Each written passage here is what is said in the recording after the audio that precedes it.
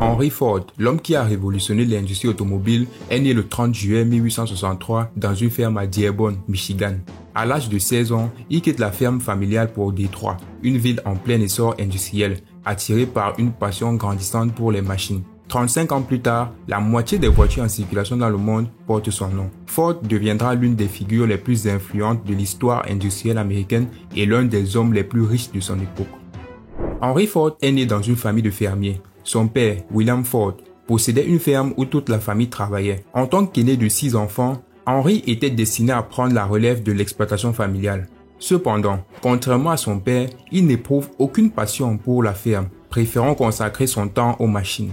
À 12 ans, après avoir reçu une montre de poche de son père, il apprend rapidement à la démonter et à la remonter, acquérant ainsi une réputation de réparateur de montres dans le voisinage. À 13 ans, lors d'une visite scolaire à Détroit, il découvre la machine à vapeur, ce qui déclenche une véritable obsession pour les mécanistes. À 15 ans, il construit sa propre machine à vapeur. Mais la vie de Ford prend un tournant tragique lorsque sa mère, Mary Ford, meurt subitement. Dévasté, Henry cherche à fuir la ferme, qu'il associe désormais à la douleur.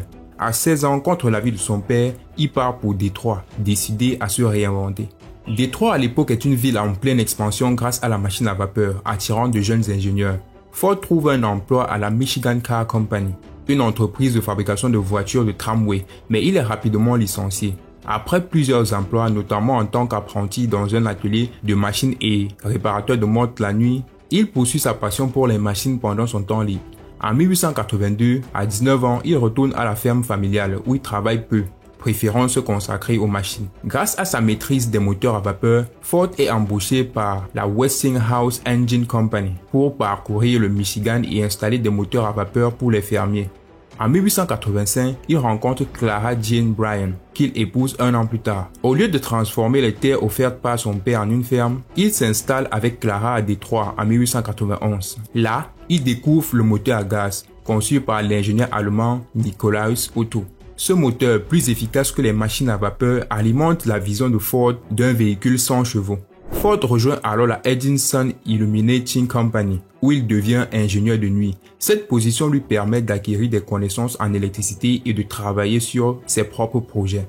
En 1896, il termine son premier prototype de voiture, la quadricycle, un véhicule léger à moteur à essence. Malgré quelques défauts, cette invention marque un tournant. Il vend son premier prototype pour $200 afin de financer de futurs projets.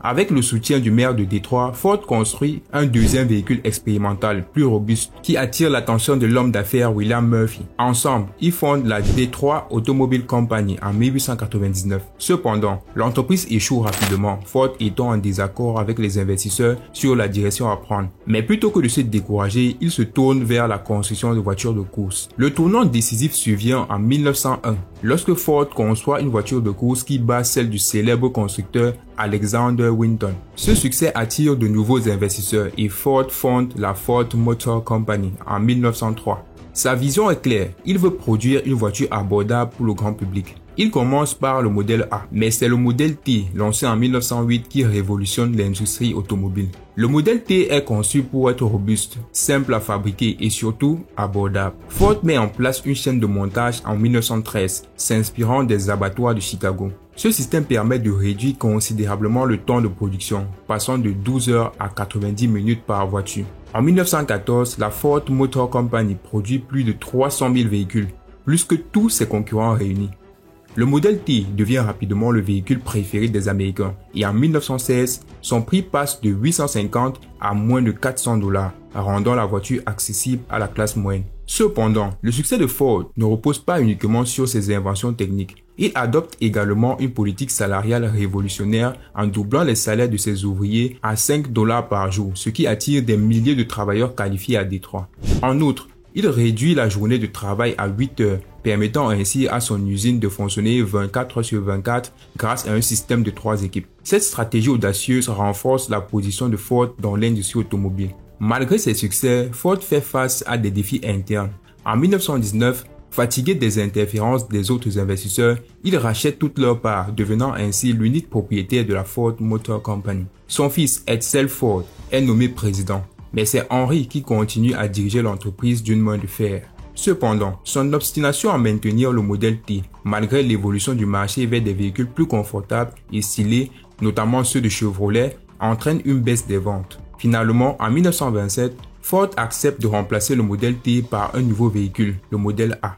Ce changement marque la fin d'une ère, mais Ford continue d'innover, notamment avec la création de la plus grande usine automobile du monde à River Rouge, Michigan, où toutes les étapes de production sont réalisées sous un même toit. Toutefois, malgré ses efforts, la Ford Motor Company perd du terrain face à General Motors et Chrysler dans les années 1930. La Grande Dépression aggrave la situation, obligeant Ford à licencier des travailleurs et à réduire ses salaires. En 1943, la mort de son fils Edsel des suites d'un cancer marque un coup dur pour Henry.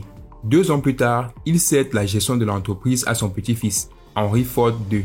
Henry Ford meurt en 1947 à l'âge de 83 ans. Henry Ford a laissé un héritage indélébile. En démocratisant l'automobile et en introduisant des méthodes de production innovantes, il a transformé à jamais l'industrie automobile et la société moderne.